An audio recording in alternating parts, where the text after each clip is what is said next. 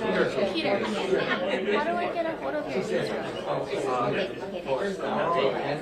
Man, I live here. I know you're listening. Okay, well, it's going to start. Oh, okay.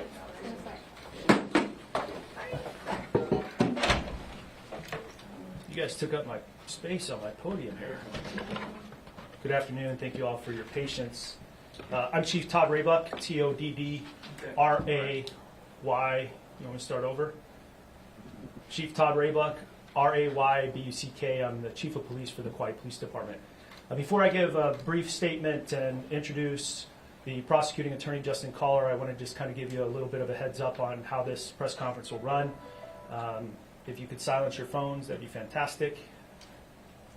What I'll do is provide a brief statement of what we have done here at the Kaua'i Police Department in the last couple of days and what our role has been, and then the prosecuting attorney, Justin Caller, will come up and provide you some information there. What I want to explain to you all, because I know that there's quite a bit of interest in this case and what's going on with the investigation, I want to make it clear before we start that we are not the primary agencies responsible for this investigation. This investigation is being conducted by the Rexburg Police Department and the Madison County Prosecutor's Office, and they are the ones that are conducting this investigation. Our responsibility has only been to support those entities and to carry out what legal issues and requests that they have for us on our end. So to that end, all I can tell you is that please take that into consideration when we give you an opportunity to ask questions, to limit those questions to what it pertains to here on Kauai and not necessarily regarding the investigation and the matters involving the investigation on the mainland, because we can't answer that. Okay? So, back in December of 2019, the Kauai Police Department was conducted. Let me start that all over for you. Who's live? We all are. Oh, back in December of 2019, the Kauai Police Department was contacted by the Rexburg Police Department requesting our assistance to see if we could locate Lori Vallow and her husband, Chad Daybell. We were able to identify that they were here on the island. Subsequently, the police department, Rexburg Police Department, requested our assistance in providing an order to compel Lori Vallow to produce her children in Madison County. The Kauai Police Department did in fact find and produce that order to compel, and as you all know, she subsequently failed to do so.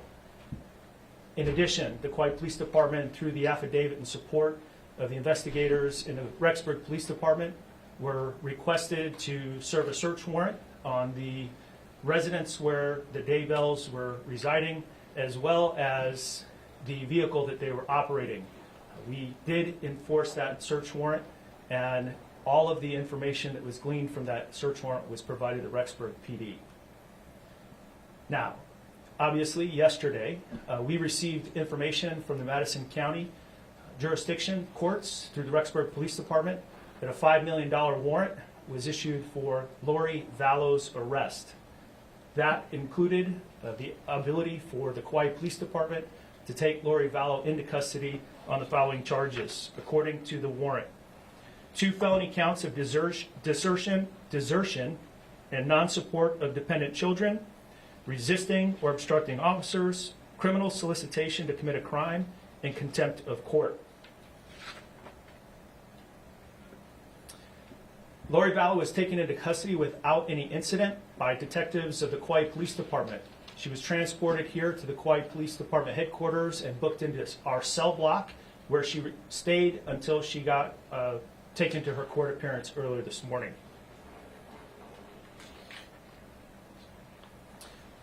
She was taken in custody on Queen Emma Drive in Princeville, Kauai, and that was through our police detectives. After the court hearing, she was transferred by the state sheriffs into the custody of the Kauai Community Correction Center, where she will remain throughout the time frame of her court proceedings.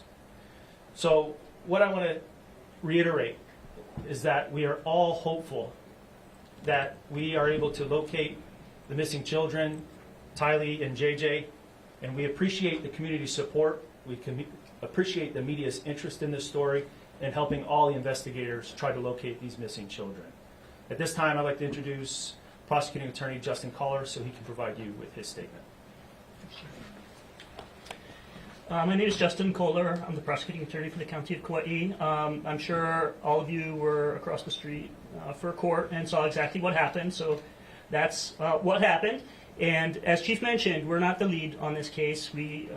Our position has always been, we're here, call upon us, we'll assist in any way we can, and the extradition proceeding concerns simply the mechanics of getting Ms. Vallow from here back to Idaho.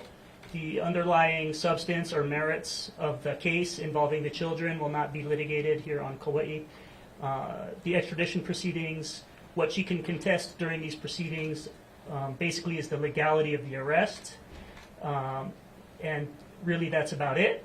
So the hearing on March 2nd will be for the purposes of identifying Lori Vallow, the person here in custody, as being the same person who is named on the warrant that came here from Idaho. So that is the purpose of that hearing, and if that is successfully achieved, then she will be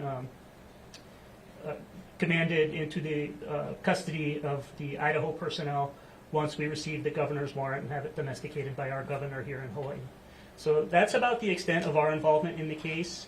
I join in the chief's statement that hopefully our involvement in this process can lead to some kind of just resolution to this case, and of course we are also hoping against hope that Tylee and JJ are out there somewhere and will be reunited with their other family members at some point. So I don't have anything else to add, Chief. I would just like to conclude before we begin with questions that I want to thank the Rexburg Police Department for the incredible amount of work and effort they've put into this case. They've been working tirelessly to locate Tylee and JJ, and I know that in today's modern world that we expect police work to solve everything in 48 hours. Unfortunately, that's not the case, especially with a case that has this many challenges ahead of it. And so I just want to thank the Rexburg Police Department for all of their work and their efforts. And I also want to thank all of my detectives and personnel here at the Kauai Police Department for the hard work and professionalism they have done in this case to support the investigation on the mainland. So with that, we'll open it up for a few questions. Chief, Jonathan Bigley with CBS News.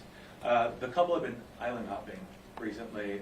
At the time of this arrest, any indication they were planning to leave Hawaii, go somewhere else? I have no information that they had any desire to leave. And can you explain why Chad Daybell was not arrested, why it was just Lori Vallow? So as I mentioned earlier, this investigation is being conducted in the mainland. We have no local charges or concerns that there's criminal activity that's occurred here in Hawaii or on Kauai. And so we are acting in response to the legal matters and the warrants that come from the Rexburg authorities or Madison County authorities, and we have not received any order that Chad Daybell is part of the investigation or at this time necessarily under arrest. So until such time that they ask for our assistance, we have nothing here locally to take him into custody for. During the hearing earlier today, defense had expressed some concerns that Vallow was in fact questioned by Idaho PD while in Kauai police custody. Is that true, and does that violate any laws? I'm not going to comment on what our investigative assistance to the Rexburg Police Department has been. Was Chad Daybell questioned? I'm not going to comment on the investigation and what's been taking place. Hi, Stephanie Sheena with the Guardian News. I just want to ask if Chad Daybell has been summoned by the Idaho to stay on the island, or is he free to go as he pleads? At this time, there are no criminal charges pending. He's able to move about as he wishes. Thank you. Any signs of the children here in Kauai? So the last sighting that I have been aware of happened in the mainland, and there has been no sighting since that sighting here on Kauai or in the state. And so at this time, we don't believe that there's any connection to the children being here. The people you folks are going to call for the March 2nd hearing, is it like these people in your community in Idaho, grandparents? Who exactly are the candidates that were chosen to be a part of that hearing? We're working on determining that, and that's all we can say at this point, but we will call the sufficient witnesses necessary to identify the person in custody as being the person named on the Idaho warrant. And were you satisfied Judge Watanabe did not lower her bail amount? I was pleased that she certainly did not grant the defense's request. Yeah. As I stated in court, I believed the case would be appropriate for remanding without bail being set, but I understand the judge has that discretion, and I'm not complaining about her decision. Can you talk about how long it takes for the governor's warrant process to follow through? It depends on the availability of staff to process the warrant. It works different in different states. It depends on their process for getting the warrant in front of the governor. It depends on how quickly their attorney general's office works. We've been in close contact with Madison County prosecutors throughout this process. I want to commend their efforts. They have been absolutely on top of things and thoroughly professional, and I'm confident that the governor's warrant will be secured in an expeditious fashion. Is this a matter of days or is it a matter of weeks? It's a matter of how quickly they can get in front of their governor, and I have not worked with the Idaho governor before, so I'm hoping that we can get it done quickly. So unclear at this point whether you'll have it by the next hearing on March 2nd. It is unclear. Under the statute, we have 30 days with a possible 60-day extension, so we have up to 90 days to secure the governor's warrant and have that served. We do not hope or expect that it will take that long. Can she petition to resist the extradition process, and how long might that take? Pursuant to the Uniform Criminal Extradition Act, which is the law in Hawaii and in most states, what she can contest in this proceeding is her identification and the legality of the arrest. So those are the only two issues at stake in this hearing.